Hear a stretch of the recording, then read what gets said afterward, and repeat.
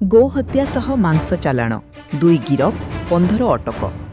କୋରାପୁଟ ସହରରେ ଗୋହତ୍ୟା ସହ ମାଂସ ଚାଲାଣ ହେଉଥିବା ଖବର ପାଇ ଟାଉନ୍ ଥାନା ପୁଲିସ ପକ୍ଷରୁ ଚଢ଼ାଉ କରାଯାଇ 2 ଅଭିଯୁକ୍ତଙ୍କୁ ଗିରଫ କରିବା ସହ 15 ଜଣଙ୍କୁ ରବିବାର ଅଟକ ରଖାଯାଇଛି। ଅଭିଯୁକ୍ତମାନେ ହେଲେ ହମିଦ ବିବି ଓ ମାଧବ ଭୋଇ। 3 କଟାଯାଇଥିବା ଗାଈକୁ ଜବତ କରାଯାଇଥିବା ଟାଉନ୍ ଥାନା ଅଧିକାରୀ ସତ୍ୟାନନ୍ଦ ପାତ୍ର ସୂଚନା ଦେଇଛନ୍ତି। ମିଳିଥିବା ସୂଚନା ମୁତାବକ ମିଶନ କମ୍ପାଉଣ୍ଡ ଓ ଚିନ୍ଦିରି ଗ୍ରାମ ମଝିରେ ଗୋହତ୍ୟା ଚାଲିଥିବା ଖବର ପାଇ ଉପନିରୀକ୍ଷକ ମାନସ ରଞ୍ଜନ ପ୍ରଧାନଙ୍କ ନେତୃତ୍ୱରେ ଏକ ଟିମ୍ ଚଢ଼ାଉ କରିଥିଲା।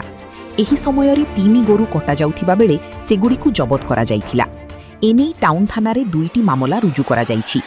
ମାଜିଷ୍ଟ୍ରେଟ ଭଗବାନ ନାୟକଙ୍କ ଉପସ୍ଥିତିରେ ଚଢ଼ାଉ ହୋଇଥିଲା। ଭେଟେରିନାରୀ ସର୍ଜନ ଡାକ୍ତର ହିମାଂଶୁ ସ୍ୱାଇଁଙ୍କ ତତ୍ତ୍ୱାବଧାନରେ ଜବତ ଗାଈର ଅବଶେଷକୁ ନିୟମ ଅନୁଯାୟୀ କିଛି ପୋତି ଦିଆଯାଇ ଓ ଆଉ କିଛି ପୋଡ଼ି ନଷ୍ଟ କରାଯାଇଛି।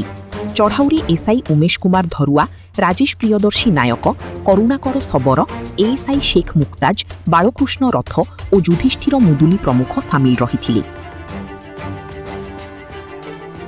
ବ୍ୟୁରୋ ରିପୋର୍ଟ, କେବିକେ ଦର୍ପଣ।